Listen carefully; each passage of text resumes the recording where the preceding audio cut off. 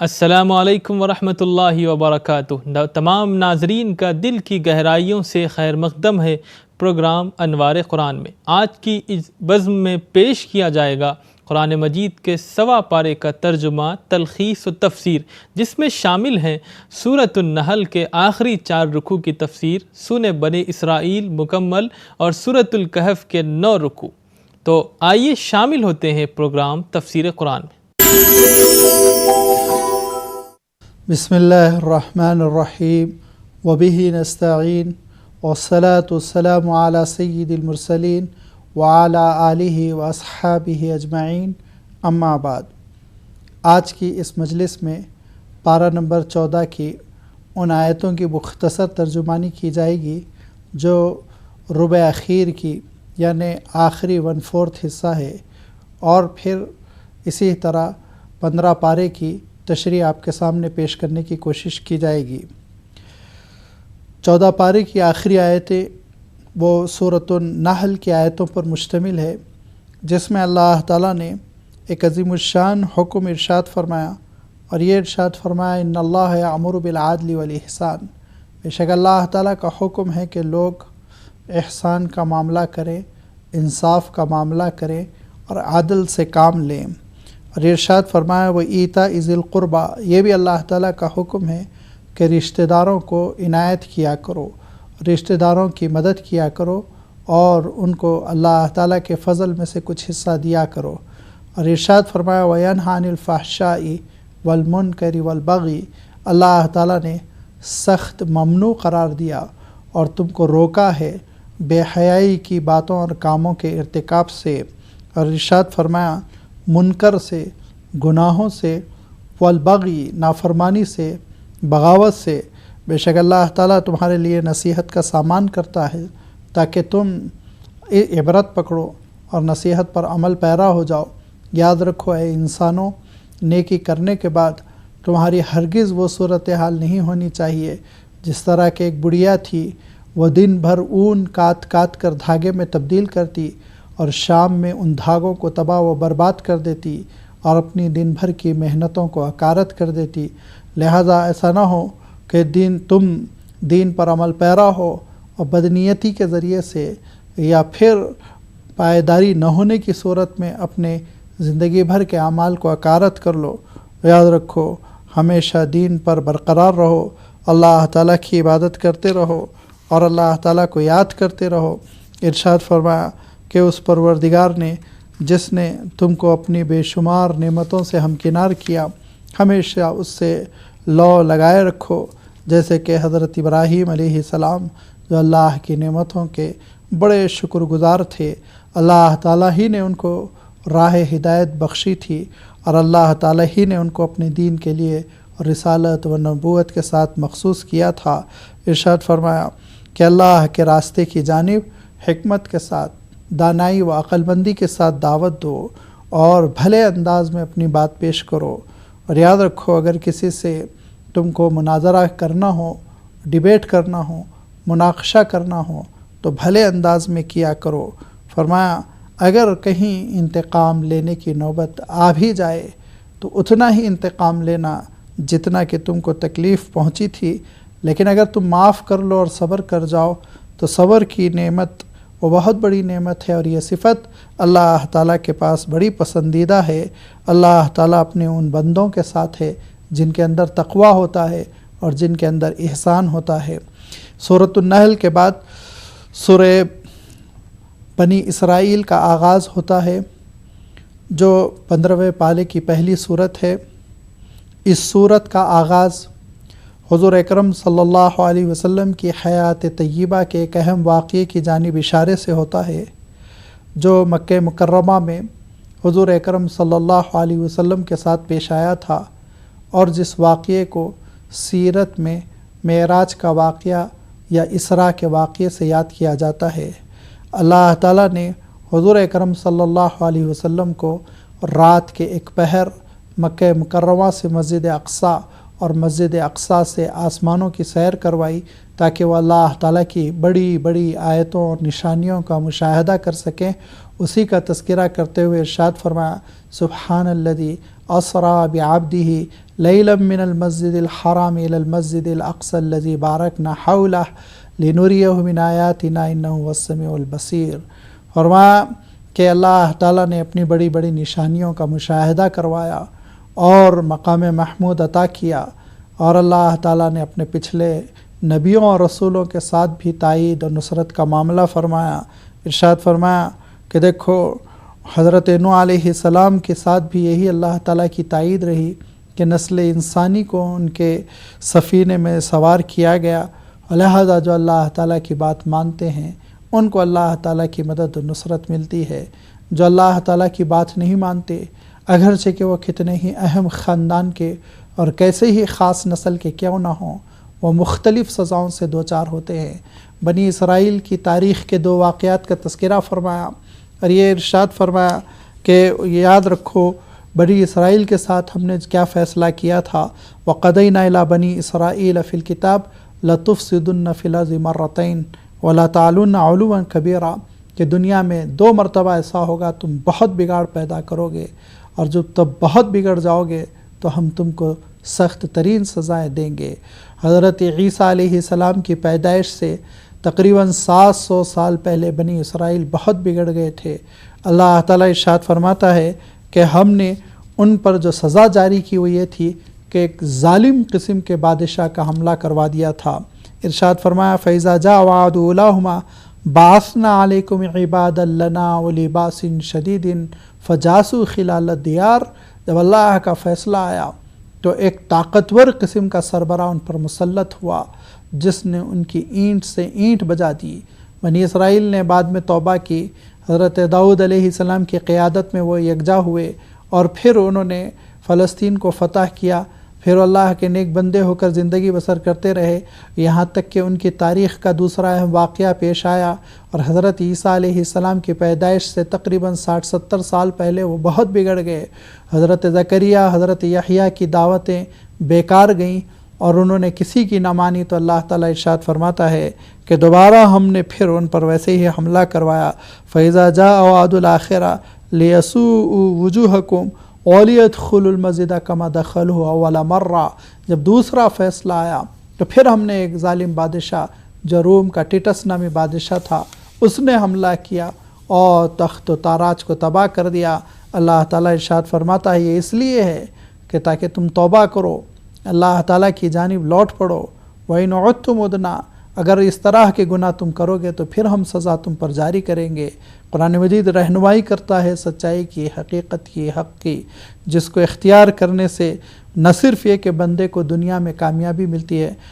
بلکہ آخرت میں بھی اللہ تعالیٰ اس کو کامیابیوں سے نوازتا ہے۔ ارشاد فرمایا کہ کسی بستی کی تباہی کا جب فیصلہ ہو جاتا ہے تو اس بستی کے کھاتے پیتے لوگ بگڑ جاتے ہیں، وہ گناہوں میں اور رنگ ریلیوں میں موج مستیوں میں پڑ جاتے ہیں، یہاں تک کہ وہ اللہ کے عذاب کے فیصلے کے مستحق قرار پاتے ہیں، اور پھر اللہ تعالیٰ کا فیصلہ ان پر ایسے صادر ہوتا ہے کہ فَدَمَّرْنَاهَا تَدْمِيرًا، بستی کی بستی تباہ کر دی جاتی ہے، ختم کر دی جاتی ہے۔ لہذا فرمایا کہ اللہ تعالیٰ کے عذاب سے ڈرو اور غفلت سے بیدار ہو جاؤ۔ یاد رکھو من کان یرید العاجلہ عجلنا لہ فیہا ما نشاء، جو سب کچھ دنیا کی زندگی کو سمجھ کر اجلت کرتا ہے تو تھوڑا بہت ہم اس کو دے دیتے ہیں، لیکن ومن اراد الآخرۃ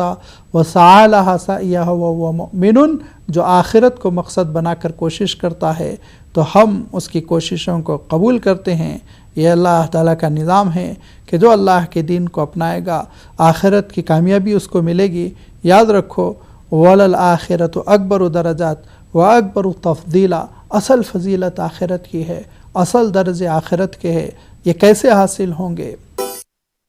سب سے اہم چیز فرمایا کہ اللہ کے سوا کسی کو معبود نہ مانو، تنہا تنہا اسی کی عبادت کرو، لا تجعل مع اللہ الہا آخر، اور فرمایا کہ اس پروردگار نے جہاں یہ فیصلہ کیا ہے وَقَضَىٰ رَبُّكَ أَلَّا تَعْبُدُوا إِلَّا إِيَّاهُ، کہ اللہ کے سوا کسی کی عبادت نہ ہو، وہیں اس نے یہ بھی فیصلہ کیا کہ والدین کے ساتھ حسن سلوک ہو،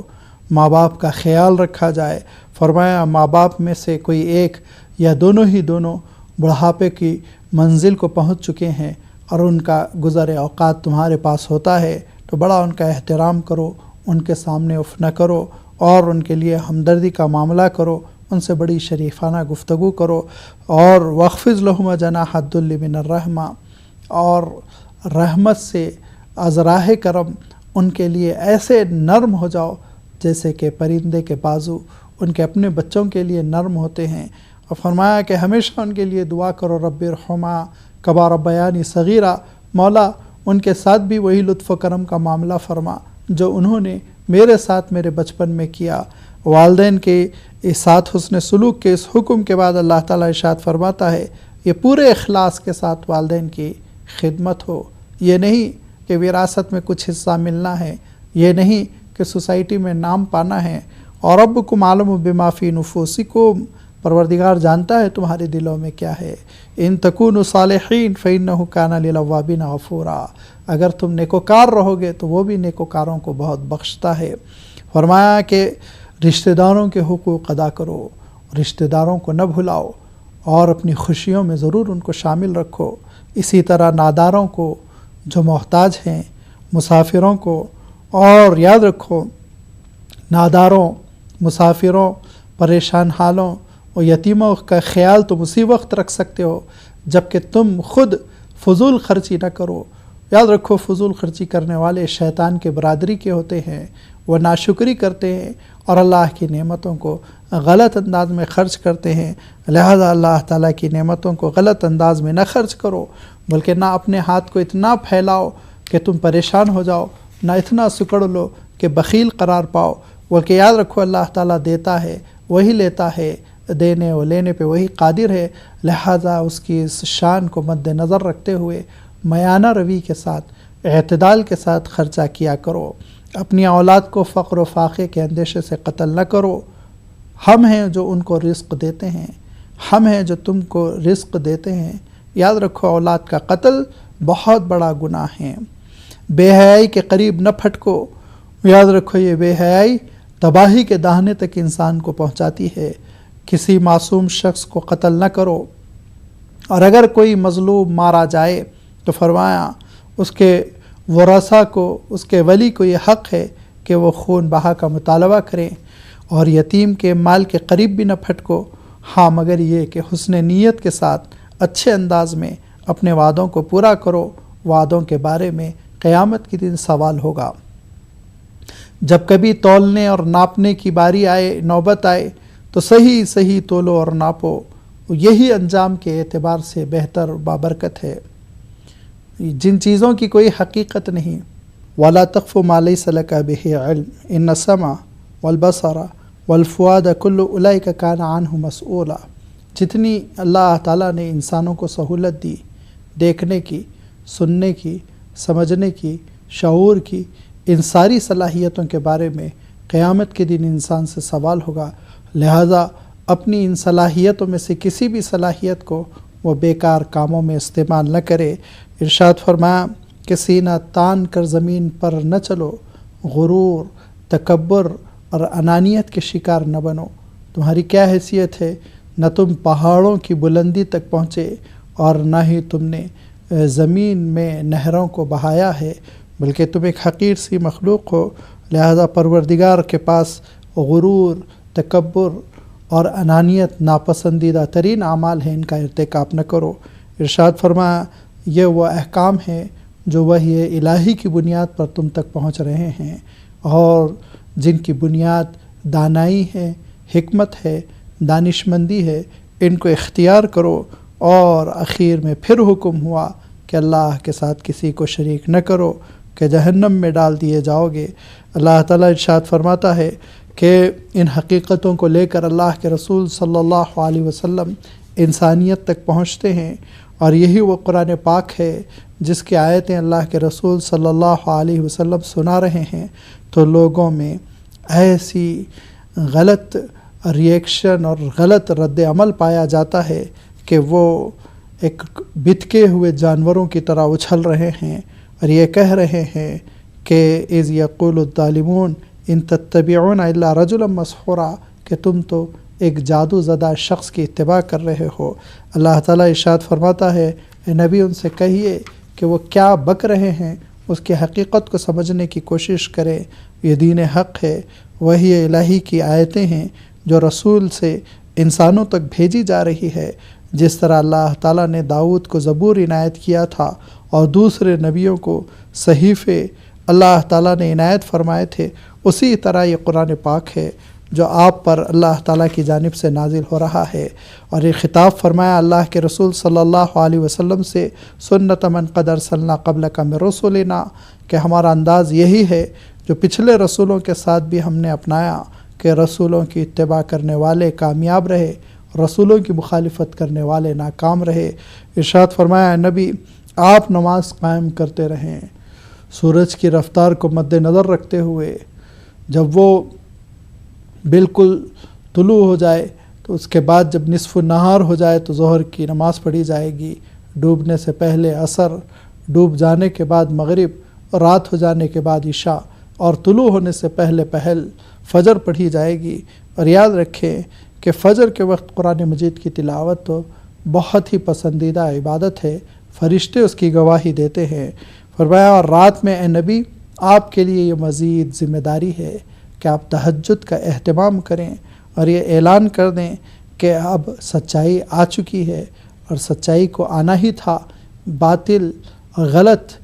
اور وہ چیز جس کی حقیقت نہیں وہ جا چکی ہے اور اس کو جانا ہی تھا۔ یہ قرآن پاک ہے جو سراسر شفا ہے، رحمت ہے، اللہ تعالیٰ اس کو نازل فرما رہا ہے، لیکن جو ظالم ہے اس کی مخالفت میں پڑھنے کی وجہ سے مزید خسارہ کرتے چلے جا رہے ہیں۔ اللہ تعالیٰ ارشاد فرماتا ہے اس کلام کی خصوصیت یہ ہے کہ جن اور انس سب متحد ہو کر اس کا جواب لانے کی کوشش کریں تو ہرگز نہیں لا سکتے۔ یہ اللہ تعالیٰ کا کلام ہے۔ اس کے بارے میں ارشاد فرمایا کہ اس پروردگار کا جس نے زمین و آسمان کو پیدا کیا، جس کے ہاتھوں سارے خزانے ہیں، اور فرمایا وہی پروردگار جس نے موسیٰ علیہ الصلاۃ والتسلیم کو 9 زبردست معجزات عنایت فرمائے تھے، وہی پروردگار عالم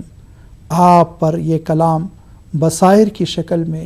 بصیرت کی شکل میں، نور نگاہ کی شکل میں نازل فرما رہا ہے۔ لہذا اس کلام کو اختیار کرنے والے وَبِالْحَقِّ أَنزَلْنَاهُ وَبِالْحَقِّ نَزَلَ وَمَا أَرْسَلْنَاكَ إِلَّا مُبَشِّرًا وَنَذِيرًا، دراصل اس کلام کو اختیار کرنے والے بامراد ہوں گے،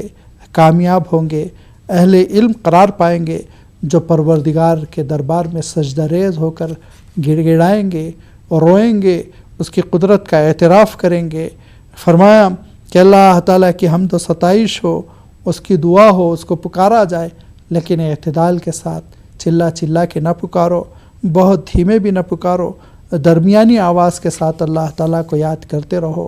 اس صورت کے بعد پھر اللہ تعالیٰ نے سورۃ الکہف رکھی ہے اپنے صحیفے میں۔ یہ بھی وہ صورت ہے جو مکہ مکرمہ میں حضور اکرم صلی اللہ علیہ وسلم پر نازل ہوئی، اور اللہ تعالیٰ نے اس صورت میں بھی اس حقیقت کو واضح کیا کہ جو لوگ مادی دنیا پر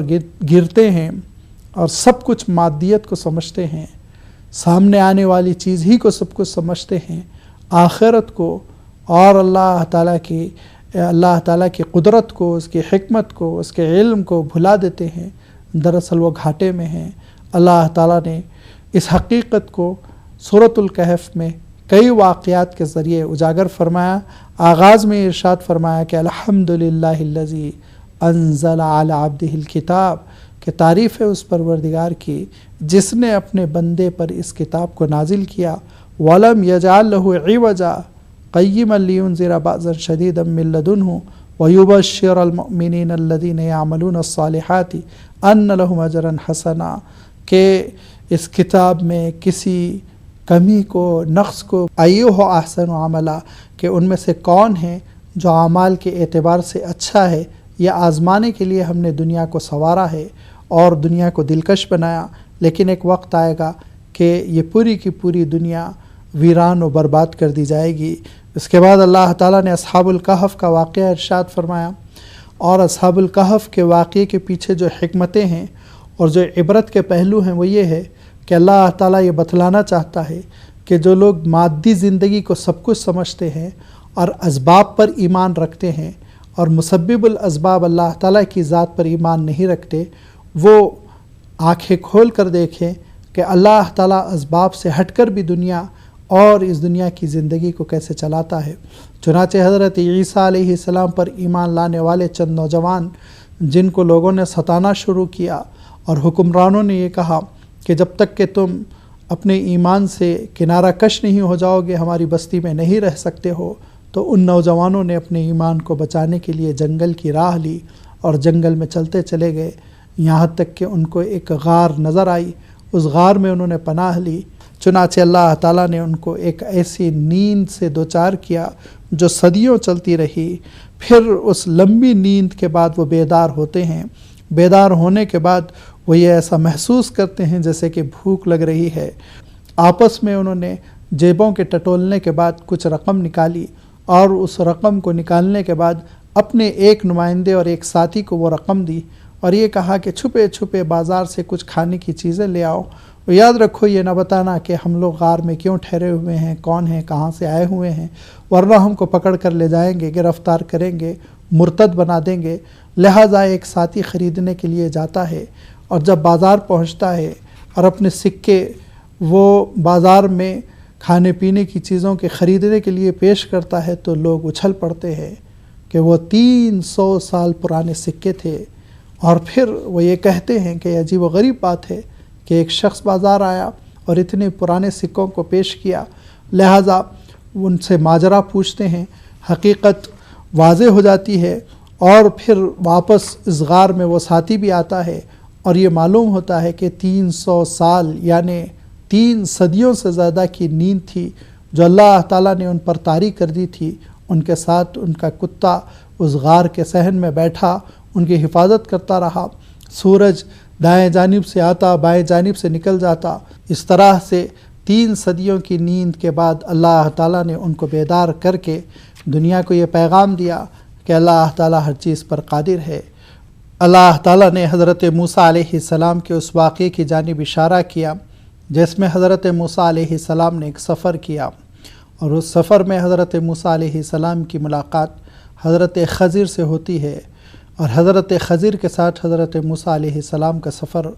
मुकम्मल होता है। लेकिन उस सफ़र में हज़रत मूसा अलैहिस्सलाम के साथ 3 अजीब व गरीब वाक़यात पेश आते हैं। उन वाक़यात की अल्लाह ताला ने यहाँ पर तफसील फरमाई जिसमें का एक हिस्सा आज की इस मजलिस में आपके सामने आएगा, जिसमें कि हज़रत मूसा अलैहिस्सलाम हज़रत खज़िर से मिलते हैं और ये देखते हैं कि अल्लाह ताला की रहमतों का बड़ा ज़ख़ीरा उनको मिला हुआ है और वह इल्म मिल्लदुन्नी से नवाजे गए। तो हज़रत मूसा अलैहिस्सलाम उनसे मुतालबा करते हैं और ख्वाहिश का इजहार करते हैं कि आप मुझे अपने साथ रखें। हज़रत खज़िर हज़रत मूसा अलैहिस्सलाम की इस मांग को इस शर्त के साथ तस्लीम करते हैं कि मेरे साथ रहने की सूरत में तुम किसी चीज़ के बारे में ये नहीं पूछोगे कि तुमने ये क्यों किया। हज़रत मूसा अलैहिस्सलाम ने शर्त तस्लीम कर ली और हज़रत खज़िर के साथ सफ़र किया। हज़रत खज़िर का सफ़र समंदर से शुरू हुआ। एक कश्ती जो बड़ी उम्दा थी, बड़ी अच्छी थी, उसके मल्लाहों ने हज़रत खज़िर को बड़े एज़ाज़ के साथ बिठाया। हज़रत मूसा अलैहिस्सलाम का भी इकराम व एहतराम किया और दूसरे किनारे इन दोनों को पहुँचाया। दूसरे किनारे पहुँचना था कि हज़रत खज़िर ने उस कश्ती को तोड़ना शुरू कर दिया और उस कश्ती को ऐबदार कर दिया। हज़रत मूसा अलैहिस्सलाम कहते हैं कि हज़रत आप ये अजीब हरकत करते हैं कि मल्लाहों ने हमारे साथ एहतराम का मामला किया, यहाँ तक कि हमसे किराया भी नहीं लिया और आप है कि उनकी कश्ती को तोड़ रहे हैं। हज़रत खज़िर अपनी शर्त याद दिलाते हैं कि मुझसे तुम ये ना पूछना कि आपने ये क्यों किया। हज़रत मूसा अलैहिस्सलाम माज़रत करते हैं। सफ़र आगे जारी रहता है और फिर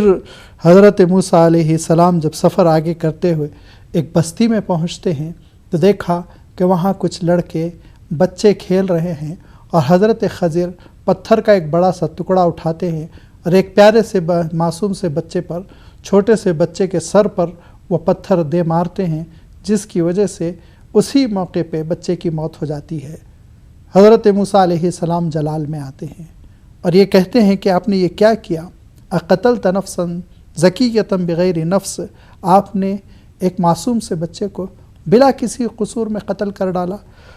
लक़द जिअत शैअन नुकरा, आपने बहुत बड़ा गुनाह किया। حضرت موسیٰ علیہ السلام کے اس جواب پر حضرت خضر قدر برہم ہو کے اپنا جواب دیتے ہیں، اور پھر یہ سفر جاری رہتا ہے، اور بھی کچھ واقعات پیش آتے ہیں، اور ان واقعات کے پیچھے جو حکمتیں تھیں، جو اسباب تھے، حضرت خضر نے ان کا بھی تذکرہ کیا۔ یہ ساری آیتیں آنے والے پارے میں 16ویں پارے میں آ رہی ہیں، اسی موقع پہ اس کی تشریح آپ کی خدمت میں رکھی جائے گی۔ وآخر الدعوانا ان الحمد للہ